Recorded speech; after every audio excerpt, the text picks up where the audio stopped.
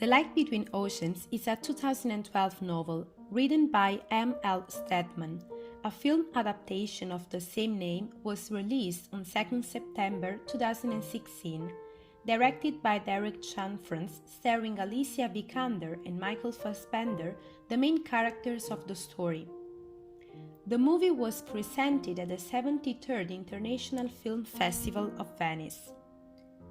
In 1918, Tom Sherburne, the main character of the novel, after taking part in the World War I, takes up the temporary job as lighthouse keeper of Janus Rock, a small and isolated island southwest of Australia. Tom is psychologically affected for the brutality of the war experienced during the last 4 years spent in France, and by the survivor guilt for having lost all his comrades. That is the reason why he seeks a quiet, remote job in such a lonely place. He spends his last days in Point Portageuse, during which he meets the beautiful lady Isabel Gracemark.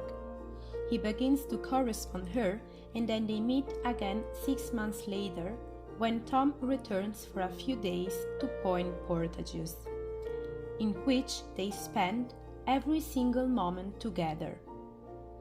After that, she confesses him the desire to live with him. Anyway, the keepers are only allowed to bring a wife with them.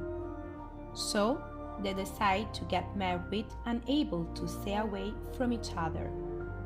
Nonetheless, this great happiness is undermined by the 2 miscarriages that Isabel has in 3 years, and she is terrified she will never be a mother. The second part begins in the so-called Day of the Miracle, in which the young couple find a dinghy adrift carrying a dead man and a living infant girl. Since the beginning, Tom wants to report the incident at any cost, but Isabel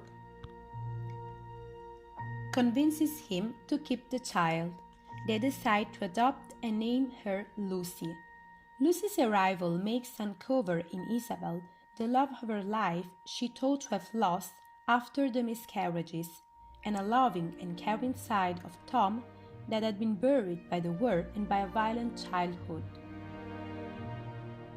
When the family returns to Point Portageuse to christen the baby, introducing her as their daughter, they became aware of the story of Anna Plotz, whose husband in 1926 was harassed and chased by a drunken mob, and then forced to flee on a boat with his infant daughter Grace. Tom and Isabel realize immediately that their Lucy is Grace. After such discovery, the movie, just like the book, shows us once again how much different are the main characters, but at the same time so close to each other. The hyper-rational Tom's outlook, now more than ever intent on telling the truth, and instinctive and ingenuously selfish side of Isabel, who succeeds again in persuading Tom to keep the secret. Nonetheless, Tom feels very sorry towards Anna and decides to send her an anonymous letter saying that the daughter is safe and alive while his husband is dead, and then he also sends her the rattle that Grace had with her in the boat. Tom's co-worker Blue recognizes the rattle that had already seen at Tom's house and reports him to the police. Tom is consequently arrested, taking the full responsibility of what occurred in order to protect his wife. Lucy is taken back to her biological mother, who she initially refuses to be with. Despite the sorrow and anger, Anna decides to name her daughter Lucy Grace and to speak in favor of the young couple during the trial.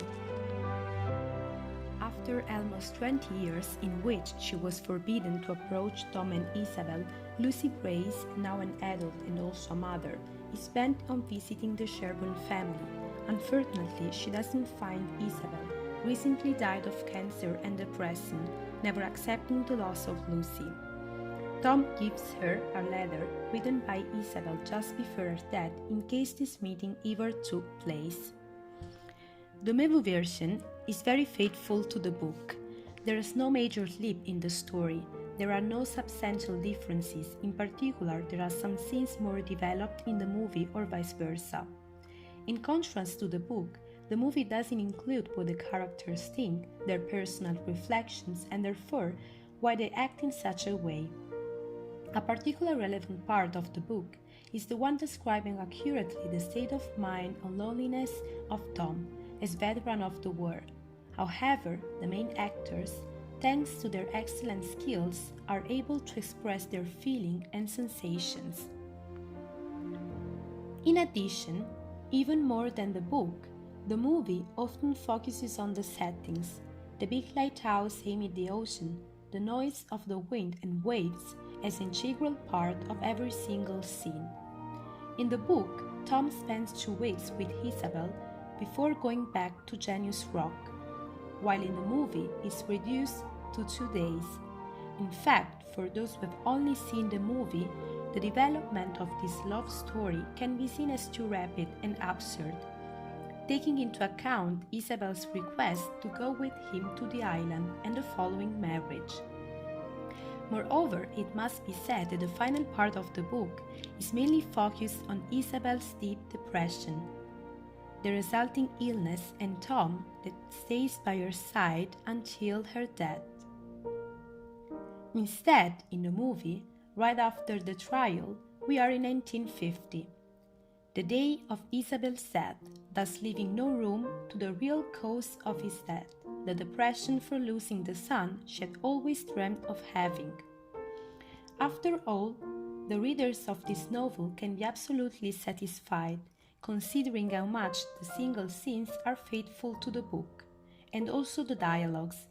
The actress Alicia Vikander, in the role of Isabel, perfectly succeeds in interpreting the value of maternity, the endless love for one's own child that goes beyond everything, beyond the same love for Tom. At the same time, Tom's character represents the power of love towards the loved ones that sometimes leads us to make choices against our will, just to protect them.